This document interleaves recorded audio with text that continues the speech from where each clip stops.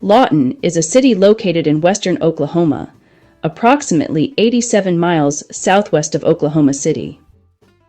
It is the sixth largest city in the state and located near the beautiful Wichita Mountains. Lawton is also the home of the Fort Sill Army Base as well as Cameron University.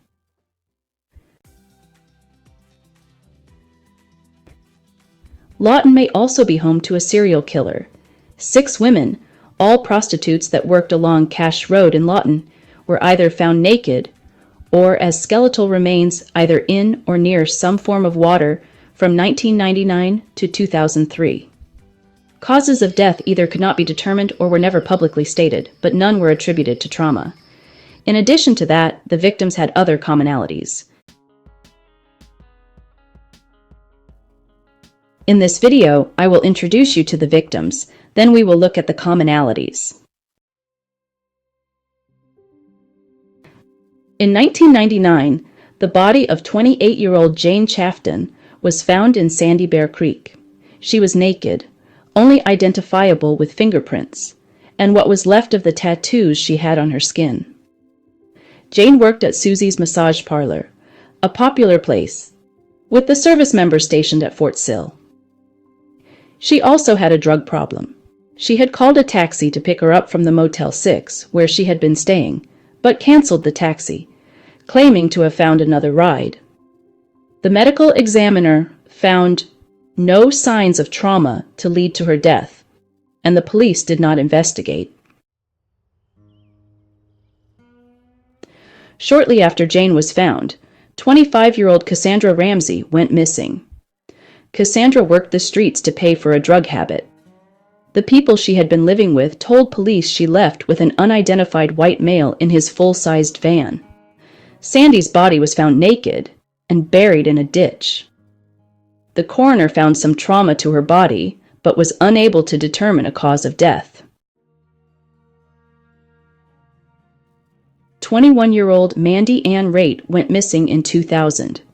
3 days later, her body was found in a small creek off of Bethel Road. Like the 2 women that came before her, Mandy was found naked.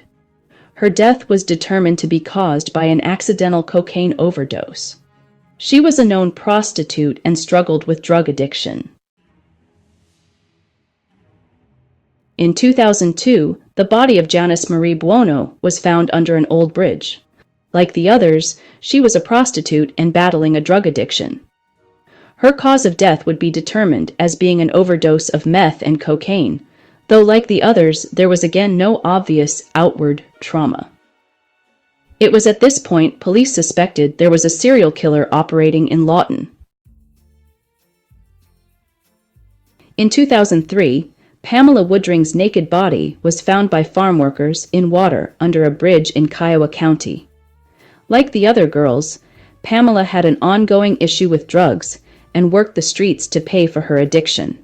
Her cause of death is still undetermined. There was no outward trauma, and there were no personal belongings found near her body. Less than a month after Pamela was found, 17-year-old Tanya Marie Hook was reported missing. Like the others, she was working the streets and the area of motels that some of the other murdered girls frequented along Cache Road. She was seen getting into a black truck with an older white male and was never seen alive again. Her remains were found in a ditch.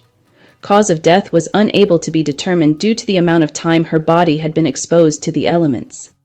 Though she was found in 2003, her remains were not identified via DNA until 2008. Let's take a look at what these victims have in common. All 6 victims were prostitutes. All 6 victims were drug addicts. All 6 victims were found either naked or as skeletal remains with no personal effects.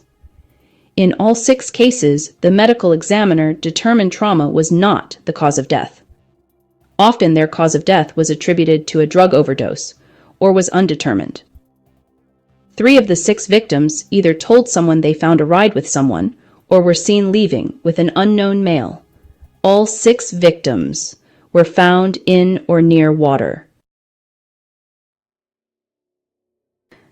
If you look at them all together on the murder board, the commonalities are striking. Think about it like this.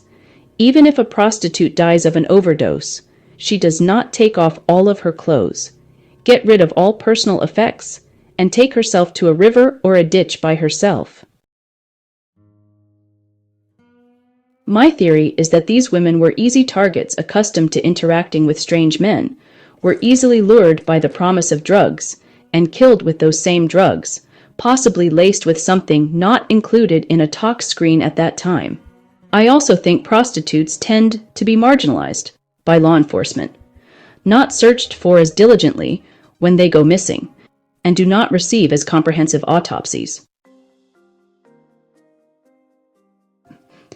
This killer knew that the death of a drug-addicted prostitute that looks like a trauma-free overdose would not appear as murder.